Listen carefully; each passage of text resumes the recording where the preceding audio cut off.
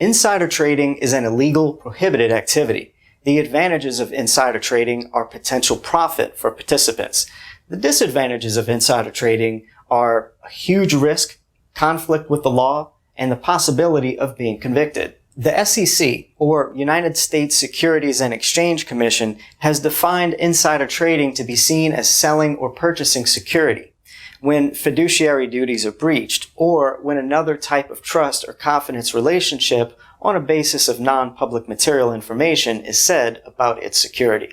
The overall question about the legality of insider trading is coming from the SEC attempting to keep the marketplace fair. Someone who happens to have access to non-public information will be seen as having an unfair advantage over any other investor who would not have similar access, and that investors may end up making a much larger profit than any other fellow investors. The advantage of insider trading is the enormous financial gains that can be received by those who have been transgressors of the law. The disadvantage is the possibility of harmful public exposure, heavy financial penalties, and a prison sentence. Do not forget to subscribe. Please take a minute and look at a whiteboard for a moment. Let's learn some more stuff. Case number 1. Martha Stewart and insider trading. Martha Stewart is an American media businesswoman best known for her lifestyle brand consisting of cookbooks, cookware, television shows, and more. She is the founder and the former CEO of Martha Stewart Living Omnidale, and a company with interest in publishing, television, merchandising, electronic commerce, and related international partnership. In the beginning of the 21st century, America's most famous homemaker became the center of headline speculations and eventually a federal investigation concerning her stock trading. Martha Stewart was accused of insider trading after the sold 4,000 IM clone shares one day before that firm's stock price plummeted. Very soon, Mrs. Stewart was found guilty of 4 counts of obstruction of justice and lying to investigators. She was sentenced to 5 months prison, 5 months of house arrest, and 2 years of probation. Case number 2. Mark Cuban, insider trading. Mark Cuban is an American billionaire entrepreneur, television personality, media proprietor and investor, whose net worth is estimated around $4.3 billion according to Forbes, and rank on 177 on the 2020 Forbes 400 list.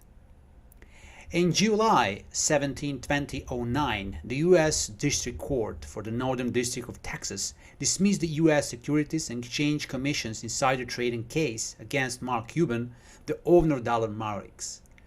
After selling his 6% stake in Canadian web search company Mama.com in June 2004, Cuban received a call from the SEC regarding a famous stock swindler's potential involvement with the company.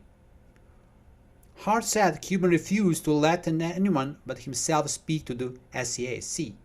Cuban handed over every trading document, filing, and email he had related to Mama.com to facilitate the SEC with its investigation.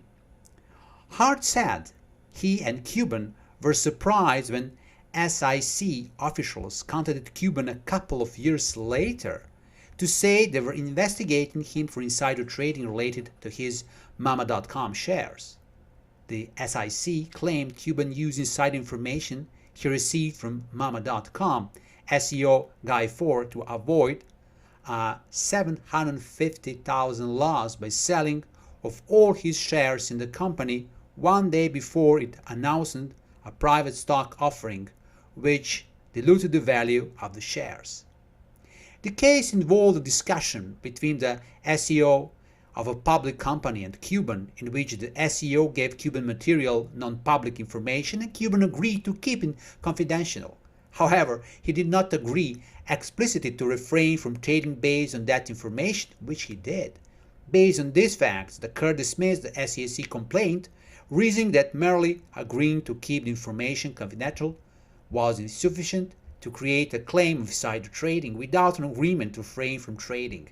The decision has drawn attention because it appears contrary to general understanding of insider trading, that while in possession of material non-public information, one must either refrain from trading or disclose the material non-public information. Although the statement is too simplistic to describe the complex case law of insider trading, it remains a good rule of thumb for securities trading, and this is the reason why we took this example as case number 2 of insider trading. Case number 3, Christopher Collins insider trading.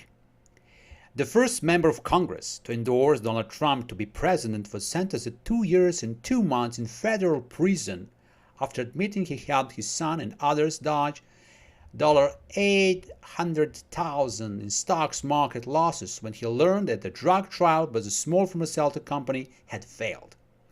Ex-Congressman Christopher Collins, 69, was sentenced by U.S. District Judge Vernon Broderick in Manhattan after the Republican pled guilty in October to conspiracy to commit securities fraud and lying to law endorsement officials. After that, we have very interesting case number 4. It's a Phil Mickelson, and this insider trading is very unusual. Phil Mickelson is a professional golfer, and he was charged with insider trading in May 2016. But what is the interesting here, and I will be very short, Mickelson benefit financially of information he attained second-hand from Billy Walters, not from a first-hand source within the company. And there was no enough evidence against his accusations, and he was then ordered a fine of giving up a certain percentage of his trading interest and profit. So this is the interesting example because we have insider trading, but from the second hand. Now we have case number 5, George Soros insider trading, and this story says that the Soros was convinced of insider trading in 2002 involving shares of Société Générale he bought in 1988. Paris court found that he had knowledge that the French bank might be a possible takeover target and ordered Soros to repay the 2.2 million euros, around $2.9 million, he made from the share purchase. On the end, we can create some summary. There have been several scandalous cases of insider trading over the last years in different countries. The word insider trading has some negativity. I mean, it's perceived as an illegal and fraudulent kind of business practiced all over the world.